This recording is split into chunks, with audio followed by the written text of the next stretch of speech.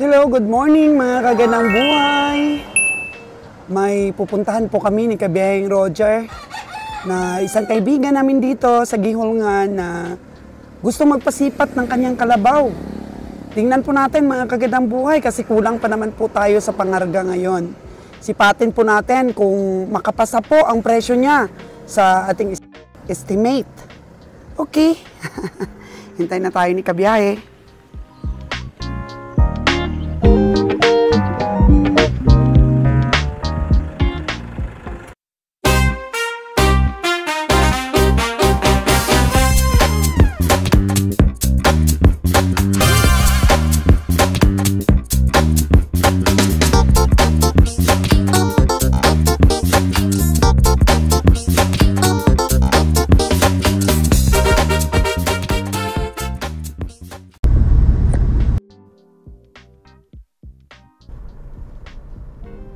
Yun yata, Kabiyahe, oh. So, meron po tayong bagong hire, si Kabiyahing Roger na katuwang natin ngayon sa ating mga trabaho dito sa Livestock Buying for Slaughter. So, babiyahe po ito siya.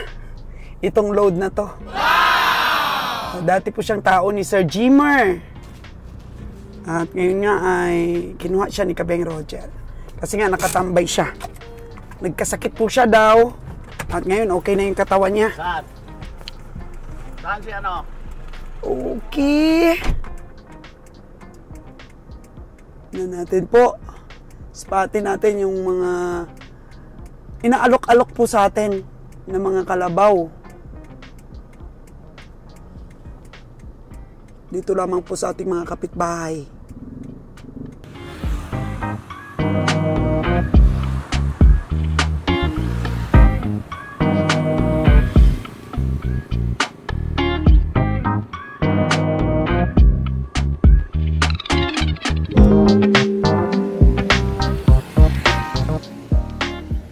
Natin, daming mga kapayas, oh.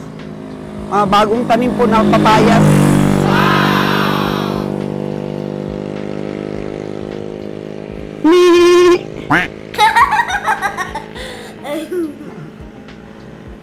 Ito.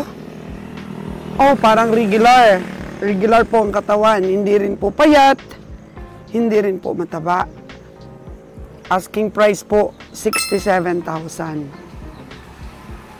Rinig ko po kanina, isa pong babaeng kalabaw.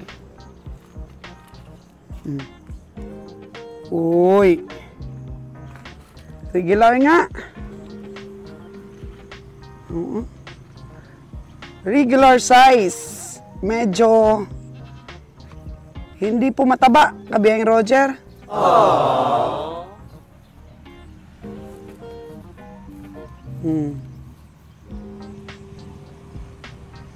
67,000. Pero hindi po siya mataba. Tapos babae pa siya. Oo. Ang laki ng habwa niya, Kabiyahe.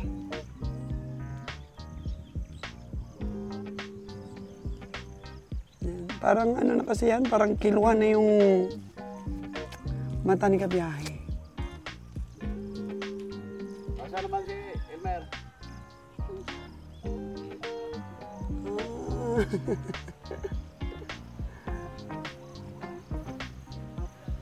Galing daw po ito sa bundok, mga kagandang buhay. Wow!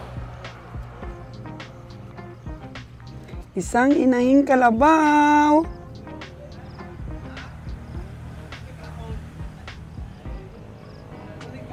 Payat daw. Ang sagot ng ating kaibigan ay wala daw kain.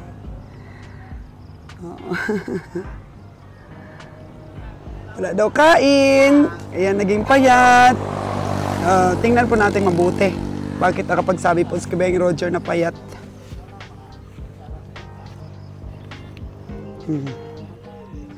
Ayun na, tumawad si Kabiyahing Roger. Kung pwede daw ba na mas mababa sa 60 ang presyo. Kasi kulang po sa panaba, mga kagandang buhay. Matanda po na kalabaw. Guwapo naman ni kayo ato ang friend.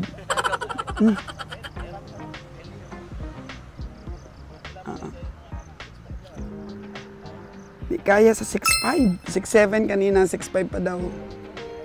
Ay, 6'5". Yan po ang tawaran kahit dito po at hindi po sa stockyard. Agi nung nandyan dyan, tanaw nandyan dyan, takar na malit, kailan dyan dyan, mapalit ng mahal kayo, kailan tirada na, kailangan may tubig, kailangan kalabaw, nawa, kailan tagpulong kabalde, tingal ko na sila Yan po, mga kagandang buhay. Nakita niyo yung mga pinamili ni Kabeng Roger po sa stockyard.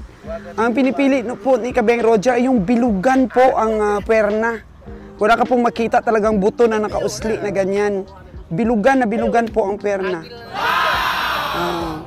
So kung hindi magkaigihan po sa presyo, ay hindi po namin mabibili ito. Kasi mahilig na ngayon si Kabeng Roger sa mauumbok ang puwit.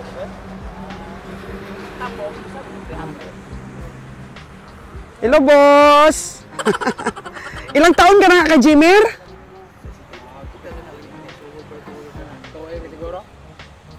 Mga 1 year? Kay Jade ka pala dati. So, 15 years.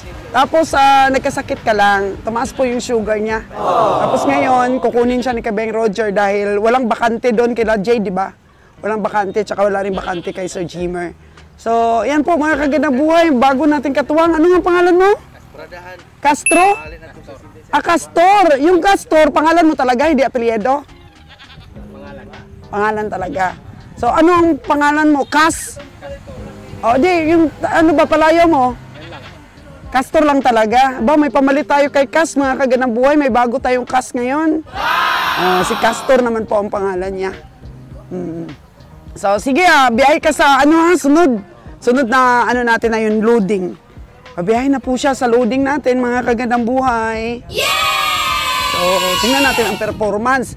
Kasi yung nakuha natin dati na isa pong tagapainom, wala na po siya ulit sa atin. Kasi kailangan marunong sumunod po sa ating mga patakaran. So kung galing sila sa ibang ibang amo, iba naman ang patakaran doon, iba naman po sa atin.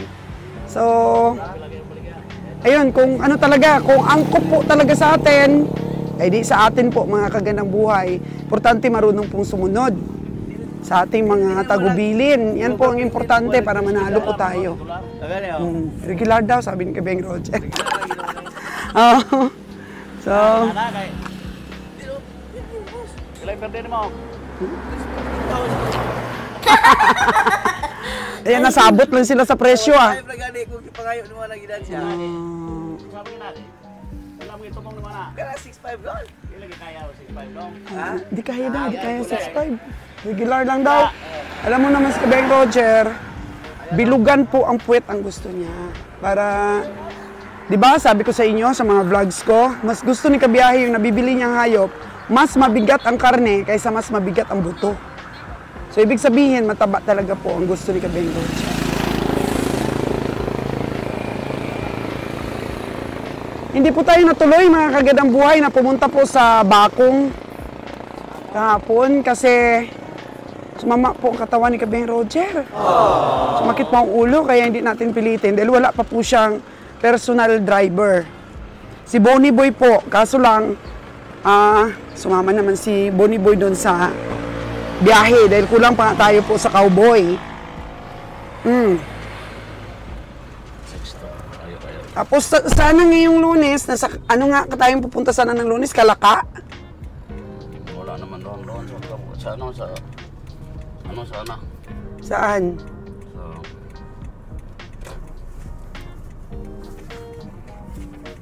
Sana tayo pupunta. Abaka pala po, hindi Kalaka. Kalaka, Batangas pala yun. Oo, pero hindi po kami natuloy dahil hindi rin po natin ma-invite minsan mga kagandang buhay. Trouble din ang ating katawan. Nya daw. Hindi lang. Perde lagi. Hindi mo pumapirde. Tingnan mo. Hindi lagi pwede. So, pag hindi po nag-iintindihan sa presyo, wala pong bilihan na magaganap, mangyayari. patiningon yun, O pag ifatining. malaking baka, malabag yung karabaw. Laki talaga yung kalabaw. Mga ilang anak pa lang siguro yun, no? Pero mukhang matanda na rin. Pero kung 62, Ah, 65, talo ka na. talo ka na sa 65 doon. Magkano ba yung tawad mo? 60. Sa isinta. Ay, nako. Nasa 62, kunin ko sana yun. 62. Ay, 62 sana. Pero payat yun kabiyahe, ah. Pero regular, hindi naman bayad, regular. Regular ang katawan. Ganun. Pero hindi mo naman kasi kursonada, hindi mga bilugan ang puwet, eh. Okay, balik tayo dito sa ating base. Ang lapit lang na, mga kagandang buhay. So, tingnan namin ni Kabiyahing Roger yung mga alagain natin na pwede na pong ibenta. Huwag mo na nang lagayin, kaya nandun yan. Huwag na, ayaw kong munta sa taas. Ay, kaso lang po, ayaw niya makita si Jordan. Alam mo si Jordan, grabe ka-fighter po, mga kagandang buhay. Hanggang ngayon, buhay pa rin si Jordan. Magaling naman kasi mag-alaga si Nunoy. Kaya, Ano kong ice? hindi po ma-cover natin yung mga alagain natin nandoon dahil nandun pa si Jordan. Sobrang sakit po sa dibdib. Kaya next time na lang po, mga kagandang buhay. So, proceed po tayo mga kagandang buhay sa kinukondisyon Hindi, nating nasa mga ano kalabaw. Hindi, nasa nursery. Ngayon, sa nursery si Kabiyahing Winnie. Nursery daw siya, sabi niya, nursery ko, boss. Ah, okay. Kaya pala hindi natulog dito sa ating kagabi. So, dito na tayo mga kagandang buhay sa ating pahingahan ng mga kalabaw. Check muna natin sila. Ilan na silang lahat dito, Kabiyahe? 20. Nako, malapit na makakuta para sa isang truck na naman na. Walang kain. Oo. Ilang piraso na yung ating baka? 14. 14 na. So, okay na mga kagandang buhay. Kulang na lang na, ano siya, 11. 11 na lang kulang natin na kalabaw or it's either baka. So, kikita na natin sila dito.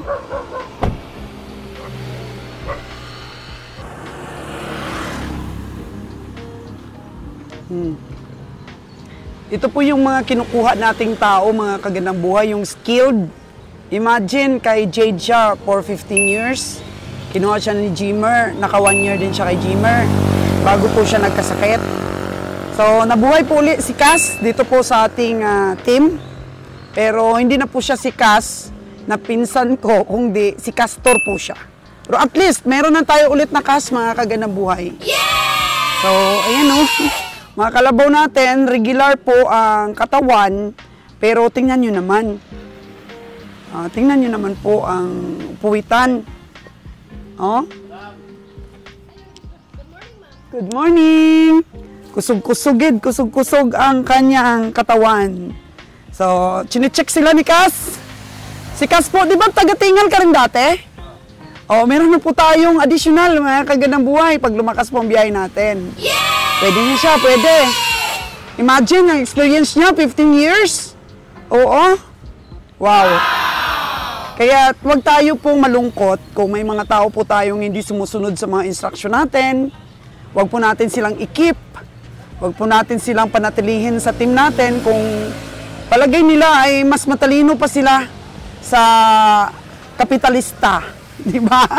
Kasi at the end of the day, pagka hindi sumunod sa kapitalista, sino po ang mawawalan ng trabaho at sino po ang mauubusan ng puhunan kung hindi po tayo mamili ng ating mga tao. So sa bawat employer po nila, sa bawat amo po, iba-iba po ng patakaran yan. Walang kumparahan po, mga kagandang buhay. Oo. Kasi tayo, nag-i-establish tayo ng sarili nating mga programa para po sa ating negosyo, di ba? At hindi rin naman kami baguhan sa pag-manage ng tao ni Kabiyahing Roger. 2 dekada na rin po kaming naghahawak ng mga tao natin at so far so good naman po. Oo, wag lang pong magbigay ng stress sa amo. Yan lang po talaga ang kahilingan namin. Yung mas marunong ka pa sa amo mo, yung mas marunong ka pang magbigay ng stress. Di ba? Kung puro likramo, matutrete po ang isip ng ating mga amo dyan. Oh, no! Kapag puro likramo po, kailangan may initiative ang mga tauhan natin. Hindi lahat po ng mga nangyayari ay isumbong natin at bigyan natin ng stress ang ating mga amo. Di ba? Initiative kailangan sa mga tao natin. Marunong na mag-solve ng mga konti-konting mga diferensya po sa biyahe, lalo na po sa pag-alaga ng ating mga hayop at para po sa katungkulan mo, kung ano po yung katungkulan mo na ibibigay ng amo mo sa iyo. Mga kaganang buhay. Ito pong si Cass natin nga bago. 15 years, imagine! Kay Jade. At saka bago po siya dito, magtrabaho sa atin. Ang atin pong biyahe ay na stable na po natin ang biyahe natin. Kaya napaka-bless po itong bago nating tauhan. Bago po siya dito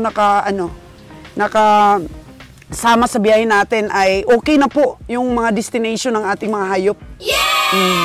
Diba? Kapag ang negosyo po ng amo mo ay sala sa init, sala sa lamig, kailangan po talagang matinding pasensya din, mga kaganang buhay. Tsaka dito ka na mag-aani kung ayos na. Ayos na po ang buto-buto ng ating negosyo. Kaya marami po tayong ginkip na mga tauhan po sa business natin. So, natin yan, natalakay na natin yung disadvantages at advantages sa pagkakaroon ng mga trusted person. Kailangan kung gusto mong tumagal sa amo mo, pangalagaan mo yung negosyo na pinagkatiwala sa iyo. Hindi ba yung mas matapang ka pa or mas ka pa ba? Mas alam mo pa kung ano yung mga dapat na desisyon. No? Anong ibig doon? Anong tama doon na term? Pinangungunahan or demanding ka? Demanding ka.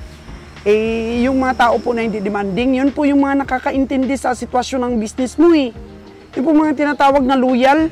Magde-demand ka, nakita mo naman na hindi pa naman ayos yung kalagayan ng pamimili. Di ba? Sino ba namang amo yung ayaw din na kumita yung mga tao, di ba?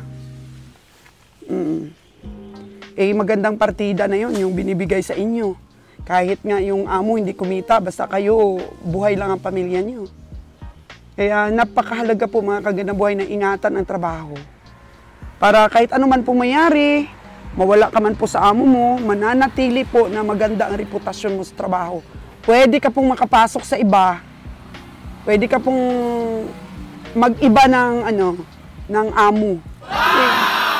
Wala ka namang diferensya. So yung mga palipat-lipat po ng amo, halimbawa nakailang amo na, nakailang na sila, ay magtaka ka na po kung hindi tumatagal sa mga amo nila. Magtaka ka na po dyan. Bakit palipat-lipat? Kada buwan, iba na naman yung amo. Oh, no! At bakit hindi nagtatagal? Kasi kami, yung mga tao namin, mga 20 po sila, ay tumatagal na po ng halos po, kasabayan ng pagnegosyo namin. Wow! 10 years, 15 years, ganun ba?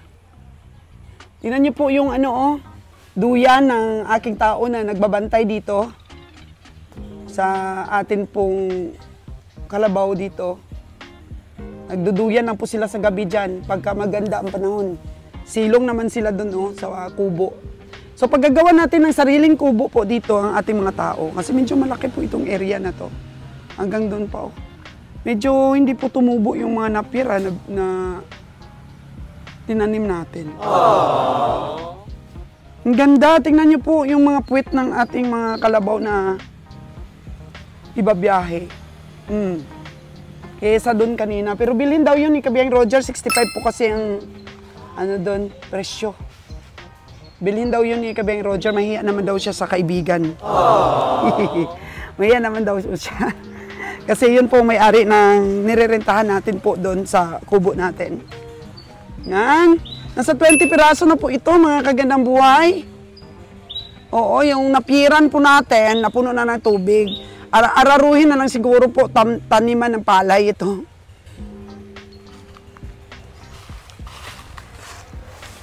Ganda ng mga kalabaw po at isa pong malaking blessings na meron po tayong suki ngayon sa kalabaw. Kasi kung baka lang talaga, mahirapan po tayo sa pamimili. So si Kabiyahing Winnie po ay nasa nursery, livestock auction market. Yun po mga paborito niya, yung mga akyatin talagang mga bundok. Nandun po siya. At hopefully po makabili sa nursery si Kabiyahing Winnie. So tayo sana pupunta po sa Abaca Livestock Auction Market. So dapat nung natapos ang auction sa Canlaon kahapon ay tutulak po tayo ng tanghali sa Bacong Livestock Auction. Pero inatake po ng vertigo si Kabeng Roger. Hindi na lang po kami tumuloy. So ngayon dito lang kami nagpahinga. Kasi pag stress ka pa masyado at pagod sa trabaho, pwede po tayong maatake. Oh, no! Diba sabi ni Doc Willie Ong, yan po ang sanhi ng maraming sakit ngayon. Yung masyadong stress tayo. At marami na pong stress ang nabigay sa amin ni Kabeng Roger dito. Kasi siyempre, ang laki rin po ng time na ginugol namin sa pagbili ng mahayo for slaughter, palipat-lipat po ng katayan, palipat-lipat po ng taga-katay. Grabe pong pag-aaral ang ginawa namin dito. At maraming salamat dahil nakailang trip na po kami ng Kalabaw. Very good na po mga kagandang buhay. Panahon na po para mabawi namin yung aming mga lugi kahit paunti-unti. So hindi naman tayo naghahangad o hindi naman po tayo naghahanap ng malaking tubo po dito sa negosyong ito. Yung atin lang po ay marami rin tayong matulungan ng mga tao. At sa vlogging naman po, marami rin pong mabuksan ng isip. Mga farmers po nating ma-inspire. Ano lang po.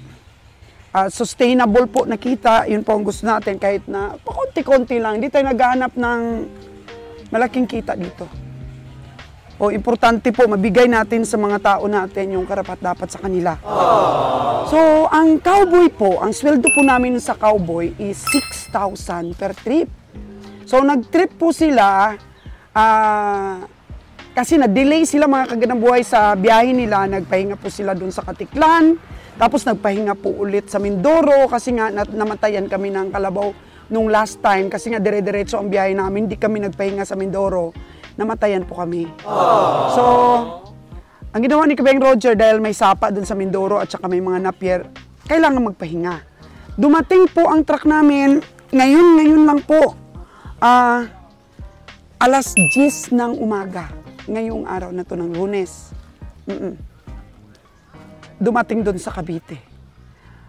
Lunes ngayon, dumating sila sa Cavite, bababa nila ngayon, bukas po agad ng gabi, ay babalik ang truck. Wala pong pahinga ang driver, binigyan po natin ng vitamin si Lord John at saka si Joseph. Kailangan po may pang-supply sila, supplement. Babalik na sila sa poultry sa San Jose, Batangas para po ikarga yung ating mga itlog doon at saka feeds, Ramsol feeds po mga kagandang buhay. So, ang itlog po natin is 3,000 trays. Or it's either 2,500 o 3,000 trays. Kasi nung nakaraan 2,500, 3,000 ngayon. Ang order ko dati 7,000 po talaga ang aming binabackload po. Pero humina na rin po ang itlog dahil humina po ngayon ang turista sa Boracay. So 3,000 na lang yung kinakarga natin. Ay kakarga po sila Merkules ng umaga. So bukas Martes ng gabi aalis po sila sa Cavite. Para wala pong truck ban. O gabi po sila umaalis. Dating sila Merkules po sa Batangas, magkarga po ng itlog at saka Ramsol na feeds. Yun po ang ating backload. And then, dito na po ulit ang ating truck. So maglo-loading po ang ating truck na to, si Joseph, ngayon, Lunes, Martes, Merkules, mga Huwebes. Huwebes po siya maglo-loading ulit. O, dito na ulit ang truck pag Friday. Kasi magkakarga ng itlog, mag-aariya dun sa Katiklan. Friday dito ulit. Pwede naman pong magkasabayan sila dun, magkita pa yung dalawang truck sa Katiklan. Ayun ulit. So, 20 ang Kalabaw ngayon. Konti na lang daw ang kulang, sabi ni Kabeng Roger. Nasa 11 na lang para makaloading. So, dapat yung 11 na yun, Kalabaw baka. So, depende kung ano po yung mabili natin. Yan. So, skilled po na tao si kabiyaheng Castor. Si Biyaheng skilled mga kaganang buhay sa pag-alaga at siya rin po ang nagpapainom doon po. Kasi ang kalabaw po o ang baka, bago po yan katayin sa katayan. Pinapainom po yan ng tubig. Lalo na po ang kalabaw kasi kung hydrate po ang karne ng kalabaw is mamula-mula po yan. Pag hindi mo po pinainom ng tubig yan bago katayin, ang karne po ng kalabaw is itim. Oh, no! More on, makikita mo talaga hindi pula-pula. Pula-pula na medyo maitim-itim. Ayan po ang karne talaga po ng kalabaw. Pero pag sakto pong painom ng tubig niyan bago katay, ay mamula-mula po yan. Parang di mo na ma-distinguish kung karne ng kalabaw o karne ng baka. Lalo na po kung ang kalabaw natin na kinakatay ay bataon or bata. Sabi. So, chika po natin is kaalaman din po. Kaalaman din po yan. Hindi lang po kasi sa pamimili ang problema natin sa ganitong hanap buhay. Manpower. Manpower po yung mga maasahan mo pong mga tao. Si Michael po mga kaganabuhay is nandun na po halos natira sa Cavite. Siya po doon naglilista ng mga katay nating karne, kung ilang kilo, siya po nagsasubmit ng data kay Kabeng Roger. Siya po yung trusted person natin doon na nagbabantay. Para hindi naman po tayo maluko sa kilo ng ating mga kalabaw at mga baka sa katayan. Kailangan po may tagabantay ka pong ganun. Tapos doon po si RG, yung ating pong tagapainom. And then ito, pwede siyang maging cowboy, pwede rin po siyang tagapainom. Lahat po yun, kasi skilled, mga kagandang buhay, skilled. Mas maganda pa nga, marunong siya mag-drive eh. So, skilled, mga kagandang buhay. So, kung cowboy ka po dito, ang sweldo mo po is 6,000 per trip. Ay kung balik agad eh, okay ka. Tapos nagbibigay ka agad si Kabeng Roger ng 3,000 para po sa pagkain, budget ng bawat ulo sa biyahe. 3,000 po yan.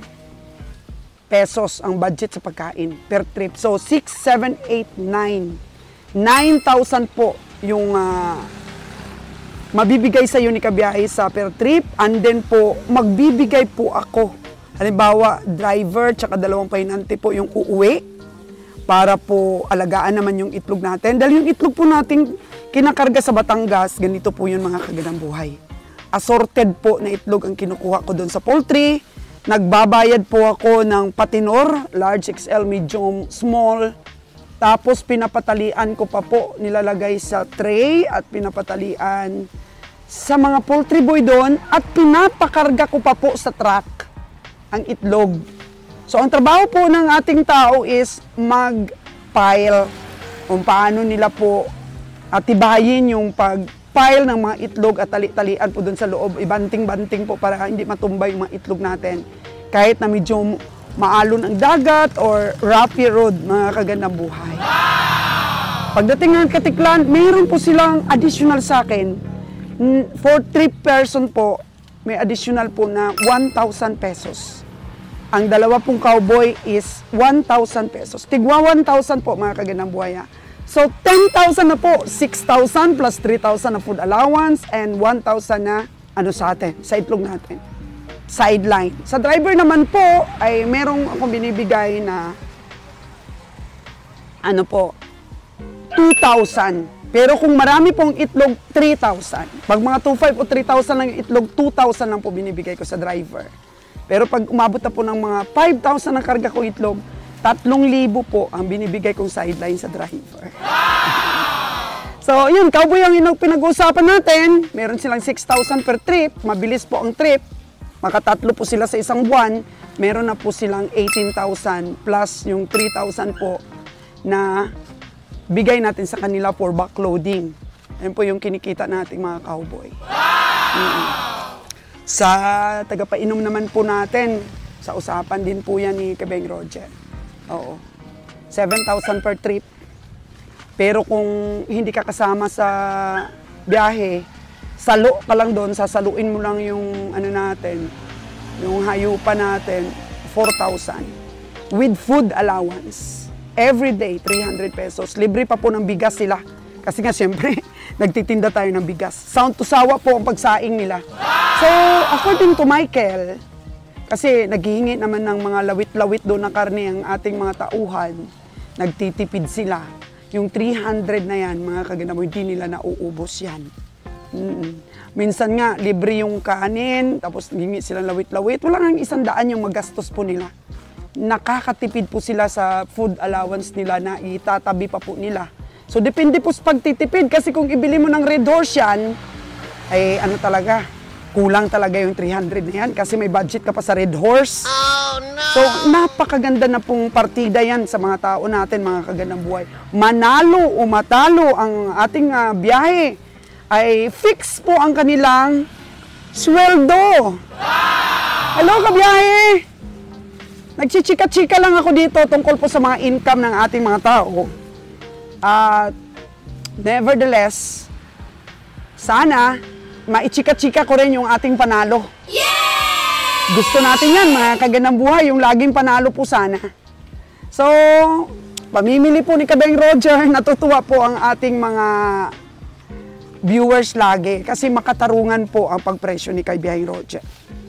Kasi hindi na tayo nadadala dun sa mga asking price po na sobrang taas ng ating mga hinte. Nagbago na po si Kabeng Roger, nagbago na. Estimate na po talagang mataginting, mga kagandang buhay. Ang dami ng stress ang nabigay ng hanap buhay na to kay Kabeng Roger.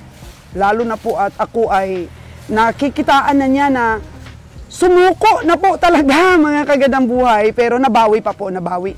Nabawi pa po ni kagandang buhay ni Kabeng Roger dahil sa kanyang pagsusumikap na talagang mapaganda itong kanyang hanap buhay. At mamanahin ito ng mga anak niya. Yun. At ako rin po, mga kagandang buhay, dito rin po ako para ma-document po sa inyo. At siyempre, kung ano man po ang mga sitwasyon po na hindi natin inaasahan, nandito pa rin po ako para mag-alalay. So, nadagdagan po ang ating tao ngayon, isang skilled, kasi nagpanawagan ako sa aking mga vlogs na kailangan ko po magdagdag ng tao. Narinig po kaagad ni Castor.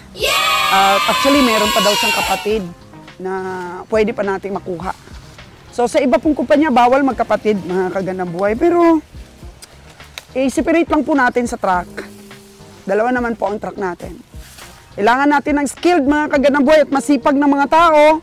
Sana, mas gumanda pa at maging, maging settled po ang ating mga biyahe in regards sa ating pamimili, sa atin pong pag-manage sa mga tao natin na walang masyadong likramo, hindi masyadong malikramo.